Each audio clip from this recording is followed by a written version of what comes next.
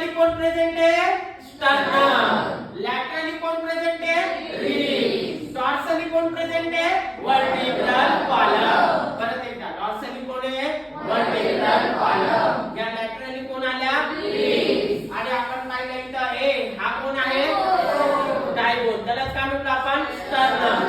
मग आपण पाहिलं एनाटॉमी म्हणजे नेमकं काय बघतोय त्याच्यामध्ये पण, तर आपण त्यामध्ये पाहतोय सोल, आपण त्यामध्ये काय बघतोय तर नेमकं त्याची पोझिशन आपण बघतोय. मग लंग्स कुठे प्रेझेंट आहे लेकरांनो, व्हेंट्रली लंग्सच्या जवळ कोण आहे लेकरांनो, आपण पाहिलं व्हेंट्रली डायबोन, त्यालाच म्हणतो स्टर्नम. लॅटरली कोण आहे बेटा रिब्स, डॉर्सली कोण आहे वर्टिब्रल कॉलम. सर आता मला सांगा इथं पोस्टेरियर साइडला कोण प्रेझेंट आहे, कोण बेटा डायफ्राम. डायफ्राम काय करतो, या कॅव्हिटीला ॲब्डोमेन म्हणतो आपण, काय म्हणतोय ॲब्डोमेन. ॲब्डोमेन आणि थोरॅसिक कॅव्हिटी ज्याला आपण म्हणतोय थोरॅसिक कॅव्हिटी, काय म्हणतोय थोरॅसिक कॅव्हिटी. थोरॅसिक कॅव्हिटीलाच आपण मराठीमध्ये म्हणतोय बेटा छातीचा पिंजरा. आलं लक्षात लेकरांनो.